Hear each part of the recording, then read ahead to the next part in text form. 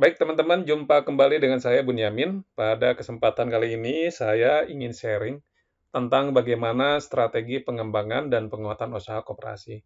Tentu kita berharap koperasi itu akan terus maju berkembang dan tentu kita harus memikirkan hal-hal apa saja yang perlu kita persiapkan sehingga koperasi itu mempunyai tatanan yang kuat, juga partisipasi anggota yang kuat, lalu koperasi juga mendapatkan kepercayaan dari anggota, sehingga koperasi dapat mendukung semua kebutuhan-kebutuhan anggota, dan koperasi pada akhirnya akan berkembang dengan lebih baik lagi daripada sebelum-sebelumnya.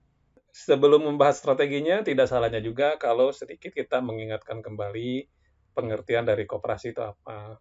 Nah, jadi koperasi itu adalah badan usaha yang beranggotakan orang seorang atau badan hukum koperasi dengan melandaskan kegiatan yang berdasarkan prinsip koperasi, sekaligus sebagai gerakan ekonomi rakyat yang berdasar atas kekeluargaan.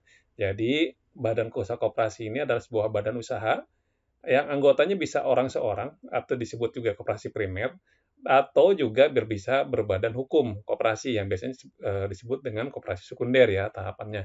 Nah, prinsipnya dia adalah gerakan ekonomi. Jadi dia akan menerapkan prinsip-prinsip ekonomi, namun bedanya adalah ada asas kekeluargaan. Nah, ini adalah pengertian berdasarkan pasal 1 ayat 1 Undang-Undang Nomor 25 Tahun 1992 tentang perkoperasian.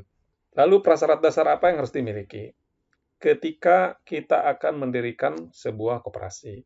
Jadi, ini beberapa hal yang perlu dipahami terlebih dahulu. Yang pertama itu pengertian nilai, prinsip, dan koperasi. Tadi pengertian sudah ya. Nilai-nilai juga nanti mungkin pada kesempatan lain akan kita bahas juga. Prinsip koperasi juga sama. Jadi ada 7 prinsip koperasi. Lalu yang perlu dipahami adalah asas kekeluargaan, bagaimana kekeluargaan dibangun di bawah dalam sebuah koperasi. Lalu prinsip badan hukum ini karena koperasi juga tadi dalam pengertian adalah dia sebagai badan hukum. Salah satunya adalah ada pemisahan antara kekayaan pemilik perusahaan dengan kekayaan secara pribadi. Jadi, nah selanjutnya adalah prinsip modal sendiri atau ekuitas. Pada prinsipnya, untuk membangun usaha itu kan memerlukan modal atau ekuitas. Sehingga anggota tuh harus memahami dari mana sih sebetulnya modal yang akan dikembangkan untuk kebutuhan usaha koperasi. Yang sampai anggota itu berharap modalnya dari luar ya. Karena prinsipnya kan kita akan mendirikan sebuah perusahaan. Jadi anggota tuh harus paham betul bahwa untuk mendirikan perusahaan itu tentu memerlukan modal. Dari mana modalnya? Ya tentu dari pemilik perusahaan ya, dalam hal ini anggota. Jadi anggota itu juga harus berkontribusi dalam memberikan modal. Lalu strategi pengembangan bidang organisasi apa yang harus dilakukan? Nah, yang pertama berdasarkan pengalaman yang saya lakukan adalah pertama, koperasi itu harus memiliki landasan peraturan anggaran dasar dan anggaran rumah tangga yang kokoh. Jadi peraturan-peraturan ini harus disusun sedemikian rupa untuk menunjang kegiatan operasional koperasi dalam melaksanakan kegiatannya. Lalu memiliki peraturan-peraturan teknis sebagai landasan pelaksanaan tugas. Jadi selain anggaran dasar, ada juga peraturan-peraturan khusus. Nah ini tentu misalkan peraturan-peraturan ini harus dibuat ya supaya nanti memudahkan untuk operasional karena untuk hal-hal yang lebih teknis kan tentu tidak diatur dalam anggaran rumah tangga atau dalam anggaran dasarnya ya, tapi nanti akan diatur dalam peraturan-peraturan teknis atau peraturan-peraturan khusus. Misalkan dalam hal pelaksanaan kegiatan RAT, lalu misalkan dalam hal pengeluaran biaya, lalu dalam hal kebijakan akuntansi. Nah, ini tentu dibuat peraturan-peraturan teknisnya.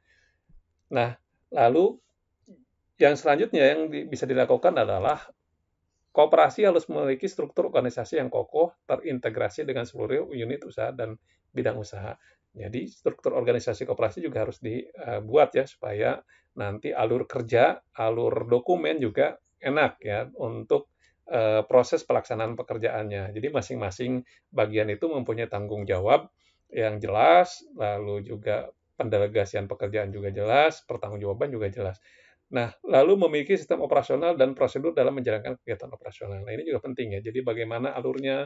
Jadi sistem operasional itu tentu terkait dengan bagaimana alur pekerjaan, bagaimana pertanggungjawaban, prosedurnya seperti apa, langkah-langkahnya seperti apa, Dan tentu ukurannya adalah nanti ukuran waktu ya, satuan waktu. Jadi perlu juga disusun sehingga nanti pekerjaan ini bisa lebih mudah dimonitor.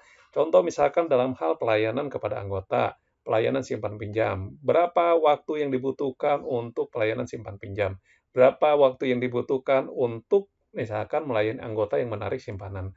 Ini jangan sampai nanti pelayanannya terlalu lama sehingga kan ini akan mengecewakan pelanggan ya, dalam hal ini juga anggota sebagai pemilik koperasi. Lalu laporan kegiatan transparan dan akuntabel. Nah, salah satu bentuk ya, laporan itu adalah tentu dengan penyelenggaraan rapat anggota tahunan yang harus dilaksanakan secara rutin ya.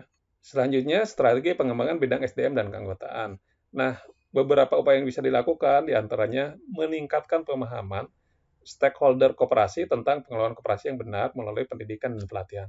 Nah, jadi pendidikan dan pelatihan itu sangat penting dilakukan oleh koperasi. Jadi bukan hanya menunggu misalkan program dari pemerintah atau dari Dekopinda atau program-program dari yang lainnya, tapi koperasi harus punya inisiatif langsung untuk menyelenggarakan pendidikan dan pelatihan secara mandiri. Koperasi juga harus meningkatkan kinerja pengelola guna meningkatkan efektivitas kinerja koperasi melalui penggunaan tenaga profesional. Jadi untuk pengelolaan juga perlu tenaga-tenaga profesional. Nah, untuk ini tentu kan koperasi memerlukan sumber daya juga yang cukup sehingga koperasi dapat mendorong tenaga kerja yang ada atau pengelola yang ada itu memiliki kapasitas dan kapabilitas yang memadai ya. Lalu meningkatkan ketertiban data keanggotaan.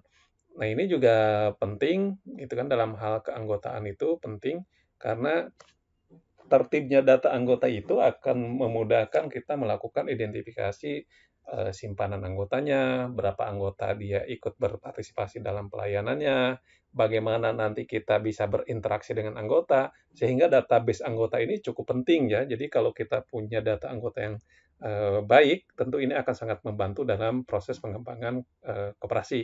Yang selanjutnya adalah meningkatkan partisipasi anggota, baik sebagai pemilik, sebagai pengguna jasa layanan koperasi. Nah, ini adalah tugas pengurus, pengawas, dan pengelola. Bagaimana mendorong anggota itu untuk berpartisipasi dalam pelayanan jasa koperasi. Nah, lalu strategi pengembangan bidang keuangan. Yang pertama itu adalah mendorong anggota agar berkontribusi aktif dalam penanaman modal untuk pengembangan koperasi seperti di awal ya. Jadi faktor kunci dari pengembangan koperasi kan walaupun memang modal itu bukan yang utama, tapi modal juga adalah hal yang perlu diperhatikan karena untuk mencapai skala kelayakan usaha itu juga perlu modal. Jadi koperasi harus mampu mendorong anggotanya untuk berkontribusi dalam penanaman modal untuk pengembangan koperasi.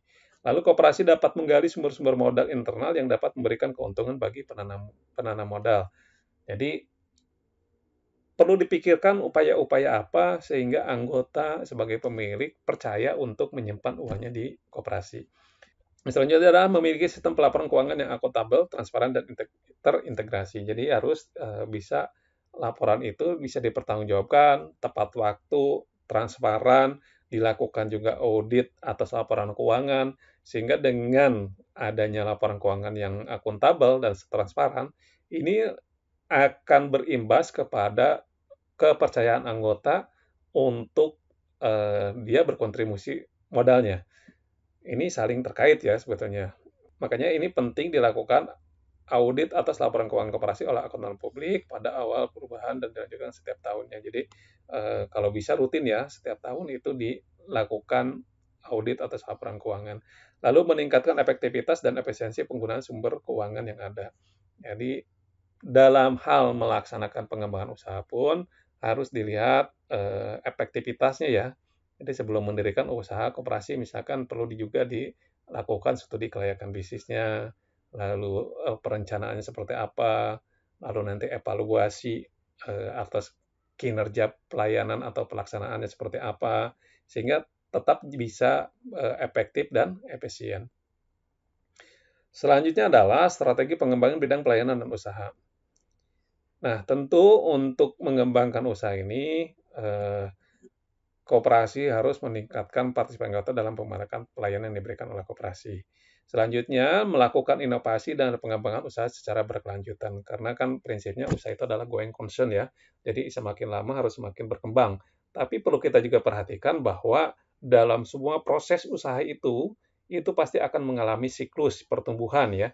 Mulai dari pertumbuhan, lalu stabil dalam pencapaian puncak, lalu nanti mengalami penurunan. Nah ini tentu harus diantisipasi ya dengan melakukan inovasi dan pengembangan usaha secara berkelanjutan. Nah, lalu perkuatan administrasi, pencatatan transaksi, partisipasi anggota, dan pelayanan yang diberikan oleh koperasi.